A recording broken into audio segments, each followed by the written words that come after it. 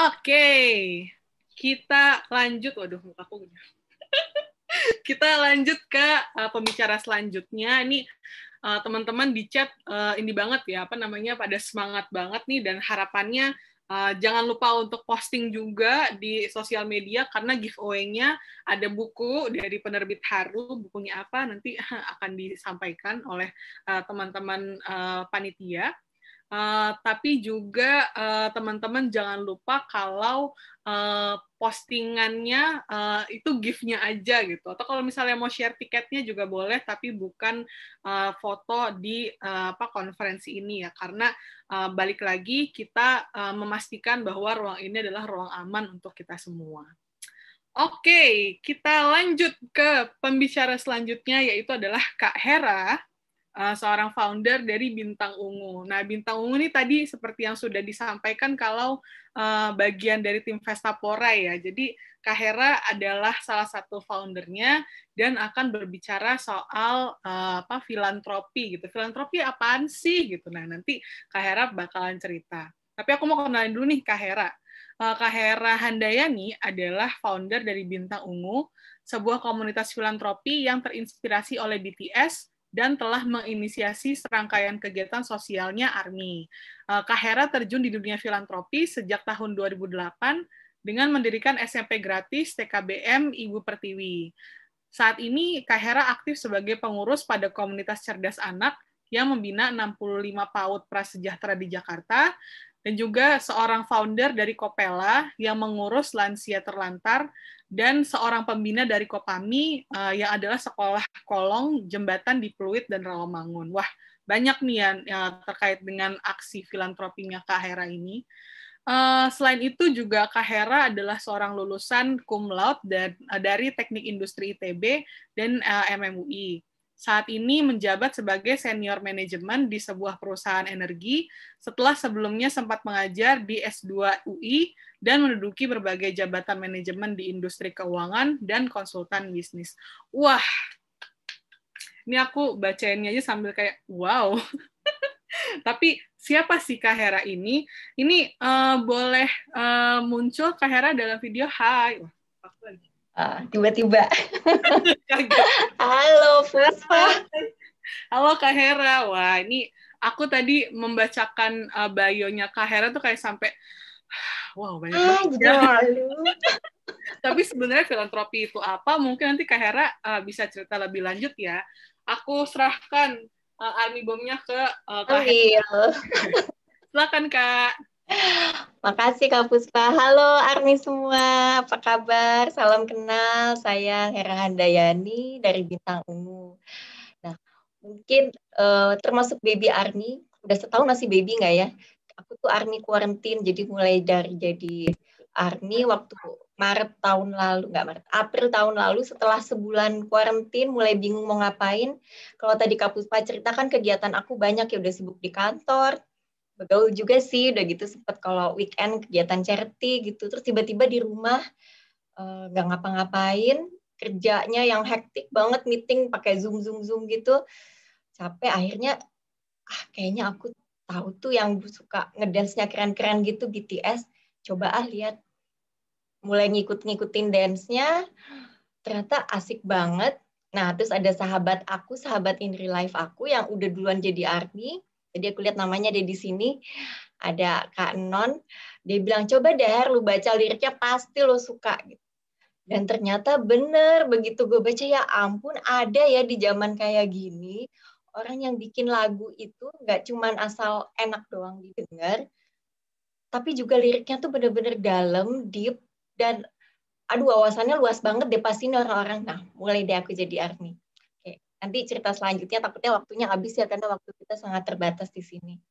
Nah, aku mau bahas di sini judulnya Falantropi. Apa sih bedanya sama filantropi?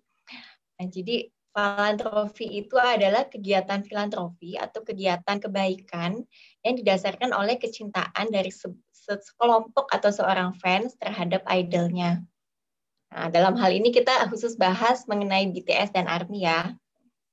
Oke, next. Nah, kalau kita lihat sih fakta-faktanya, mungkin kita bisa tahu si BTS itu sendiri, mereka itu secara pribadi maupun secara kelompok itu sangat generous ya. Ini One in Army aja udah nyatet ada 20 kegiatan donasi yang dilakukan member BTS.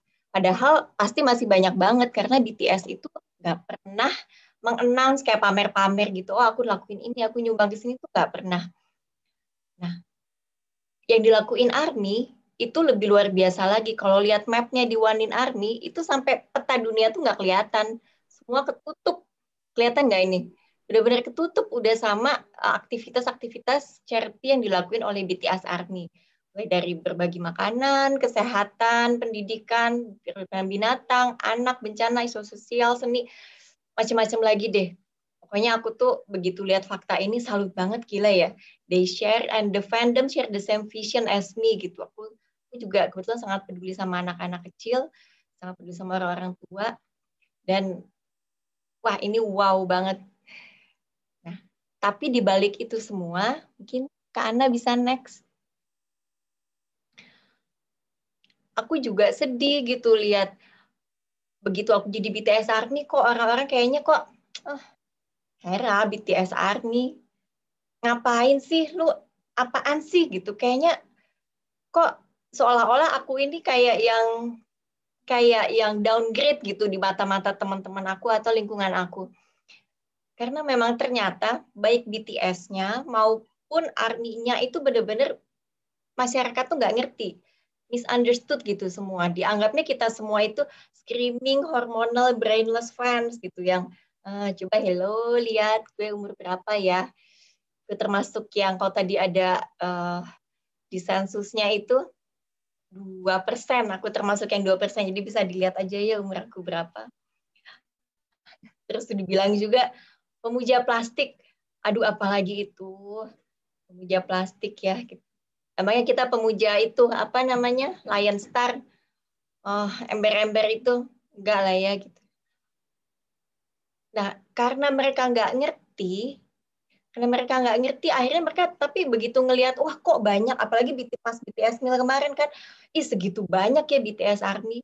Nah orang-orang itu berusaha memahami kenapa yang bisa bikin jumlah ARMY itu banyak. Oh, ada yang bilang, oh itu Hallyu Wave karena government dari pemerintah Korea itu memang memajukan industri Korea termasuk K-pop. Gitu. Analisanya itu incomplete.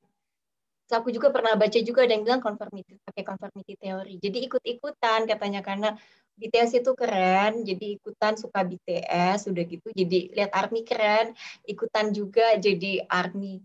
Nggak pas juga ya. Yang lucu lagi ada lagi yang pakai teori Baudrillard. Mungkin kalau ada orang ekonomi di sini pernah baca. Ini apalagi sama sekali nggak cocok gitu. Baudrillard itu yang bikin kita beli sesuatu karena ada status yang menempel di barang tersebut. Misalnya gini, kalau kita beli tas Louis Vuitton, ini kan BTS sekarang ininya apa namanya? Apa nyebutnya? Nyebutnya apa sih? Pokoknya dia jadi ininya apa Louis Vuitton gitu ya. Bukan karena teori Baudrillard consumerism itu. Kalau teorinya itu kita beli karena kita pengen kelihatan sebagai orang kaya, sebagai orang punya. Tapi enggak, kita misalnya seandainya kita nanti beli barang yang dipakai sama member BTS, bukan karena kita pengen statusnya gitu. Tapi nanti kan saya jelasin di bawah. Dan ada yang bilang lagi, oh BTS itu bisa jadi sebesar ini karena social media power, karena company-nya jago aja tuh pakai. Yaitu analisa-analisanya benar-benar nggak komplit. Gitu. Nah, kalau misalnya aku nih ngambil dua statement. Yang satu ini dari seorang wartawan yang dia tadinya bukan ARMY, terus dia nonton konsernya. Terus dia sampai yang wow. Dia bilang, gila, saya masuk ke konser ini dan saya tadinya masuk bukan sebagai ARMY. Terus saya lihat di sekeliling saya gitu. Saya lihat anak umur 20-an menyanyikan setiap katanya dan oh my God, dia bilang gitu, BTS ini menggunakan influence mereka untuk teach young people to love themselves. Jadi dia bilang dia lihat satu stadium nyanyi to love themselves. Di mana grup ini merupakan grup yang paling rentan terhadap kebencian diri sendiri, self-hatred gitu, dan mulai mengconsider apa itu self-love. Nah ini yang banyak orang nggak bisa lihat gitu, bahwa BTS itu punya message yang sangat dalam. Di luar tadi teks liriknya itu sangat poetik, dia punya teks yang sangat dalam sehingga menyembuhkan gitu ya. They heal people, they heal the army. Itu yang membuat kenapa kita jadi army dan kenapa kita stay. Nah udah gitu, saya juga ada satu lagi nih yang sebelah kanan nih. Jadi orang lain lagi yang bilang, ini the first time a group has made me not only want to care about them, but to care more about me and the world I live in. Jadi hebat banget nggak sih, kebayang nggak sih ada orang yang bisa bikin orang mencintai diri sendiri dan pengen mencintai orang lain juga. Nah, karena tadi incomplete analysis, kita bahas mungkin teori yang bisa member-member gitu ya. Yang ada member-member ini ada satu namanya identification theory oleh Bandura sama Turner. Dia itu bilang kalau kita menyukai seseorang, kita itu cenderung untuk menjadi mirror dari orang tersebut. Kita menjadi cermin dari orang tersebut. Ini nggak cuma ke idol ya, ke orang juga. Kadang-kadang pernah lihat nggak kalau si Namjoon ngapain, si JK kadang-kadang ngikut-ngikutin. Nah itu termasuk bentuk identification. Demikian juga ARMY dan BTS. Nah, karena BTS-nya ini secara grup tadi itu mereka itu sudah sangat baik, sering berdonasi dan juga sering sangat humble dalam kesehariannya. Dan itu tuh ditiru, dicermin oleh ARMY-nya. Itu yang menyebabkan kita menjadi ARMY itu kenapa suka berdonasi. Nah, kalau tadi kenapa ARMY suka jajan-jajan gitu, ya satu, karena kita ingin merasakan koneksi, satu bisa jadi.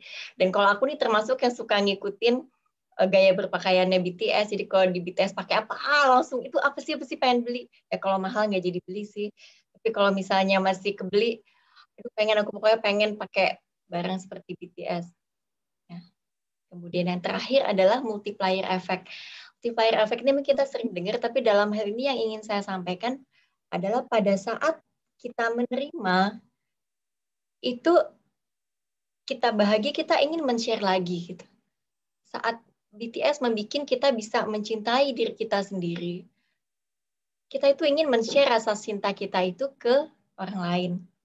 Nah itu yang menyebabkan kenapa BTS ARMY itu baik. Kalau aku ketemu semua BTS ARMY, ya maka tadi ada yang bilang ada beberapa yang toksik, mungkin sama sekali nggak pernah ketemu.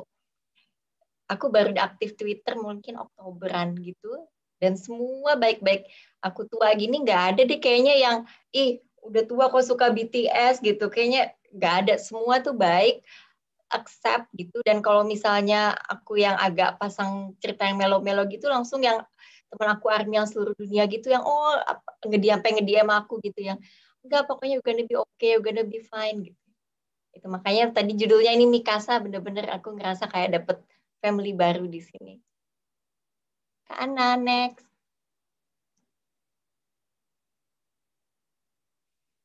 Nah, ini sedikit cerita mengenai Bintang Ungu. Kenapa? Karena mungkin yang lain aku belum terlalu tahu, tapi Bintang Ungu ini kita dirikan di mulai aktivitas pertamanya di bulan Desember 2020 ya, cara aku yang juga masih baby. Dan sampai sekarang kita sudah melakukan sekitar 5 kegiatan charity besar dan ada beberapa kegiatan charity kecil. Nah, kenapa kita Bintang Ungu ya tadi? Kayaknya udah menerima banyak. Nah, BTS ini kalau buat aku dulu ngajarin aku untuk kenal persona aku. Jadi mungkin tadi depan dibacaan Kak Puspa, keseharian aku gitu, aku kerja sebagai senior manajemen di satu perusahaan, itu harus punya persona kayak yang kayak kerja profesional gitu. Nah, pas kenal BTS ini aku lihat, wah ternyata bisa aku kenal diri aku sendiri, bisa kenal banyak sisi dari diri aku yang aku lupa aku tinggalin. Nah, terus daripada iniin orang-orang yang suka salty gitu, udah let me show you cause talk is cheap, ya udah gini deh. Oke, next Kak Ana, mungkin lewat-lewat aja. Oke, ini tadi beberapa proyek kita. Next Terima aja. kasih kepada BTS Army Indonesia atas donasi Ini sembako donasi untuk pertama lansia Dita Punu Banten dan selamat ulang tahun Seokin BTS. di 55 lansia di 5 kota. Ini kita diriin PAUD gratis di Semper. Ini kita mau fokus di cinta diri sendiri nih. Anaknya, gurunya ada 3 dan 2 dari gurunya juga BTS Army.